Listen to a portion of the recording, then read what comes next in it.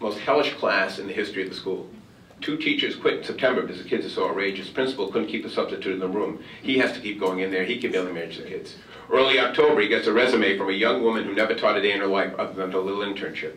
He hires her on the spot for the class, doesn't tell her it's the most difficult class in the history of the school. The other teachers complain, how can you do this to her? She'll last one day and never teach again. He says, you want to go back in there? He says, okay, hire her. So, sometimes you hire someone to fill a slot. Mid-October comes, she strolls in for her very first day of teaching. He escorts her into the room. Kids come in, he leaves, he paces the hallway anxiously waiting for all hell to break loose. Not one behavior problem the first hour. He says, okay, it's a honeymoon.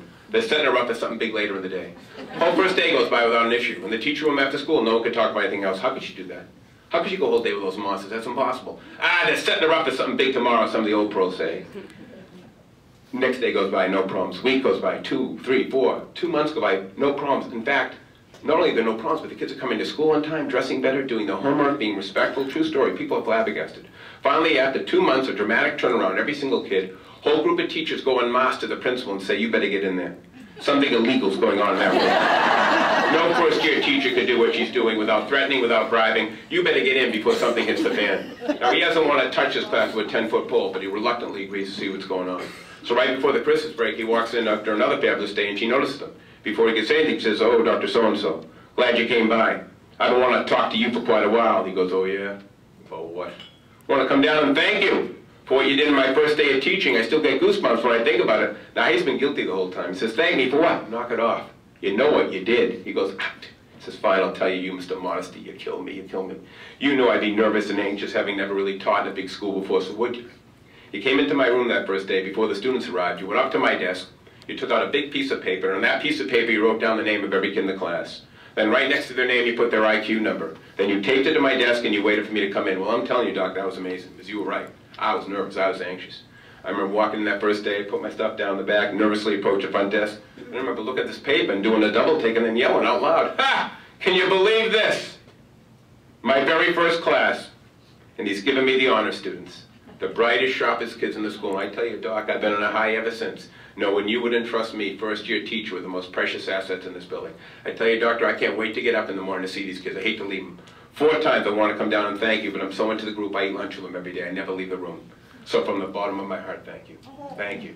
Hope your faith in me has been well placed. True story, guy can't even talk. He's got this ashen look in his face. Finally, after 2 minutes of utter silence, he looks back at the woman, he says,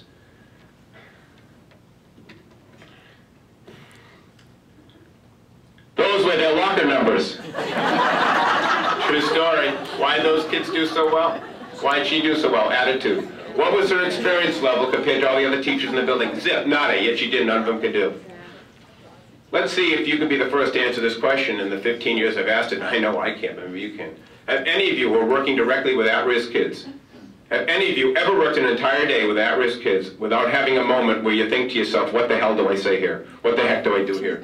Have you ever gone an entire day? I never have.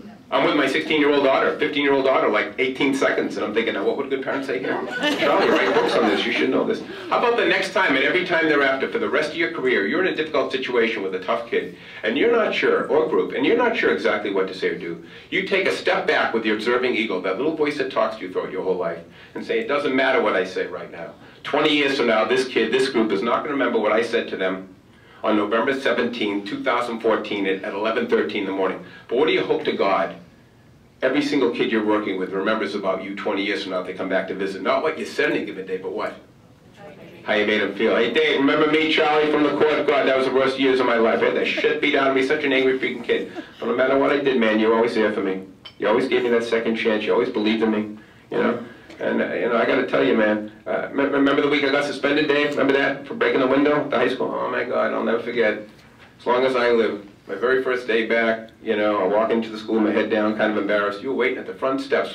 Big cafe latte, 2 cream-filled donuts from DD. He said, here you go, brother. I go, what the hell are you giving me this for? You know, I got suspended. I was out for a week. I'll never forget as long as I live.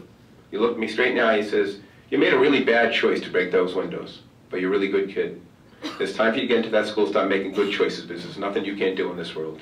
You're a gifted kid. You got hands, man. You could be an electrician, a carpenter, or something. You could make so much money, but you're running out of time. You got to get into the school, start making good choices. And I got you the donuts to remind you that there's nothing you can't do, and partly because I missed you. You know, you're one of my favorites. I know I'm not supposed to tell you that now. Get out of here.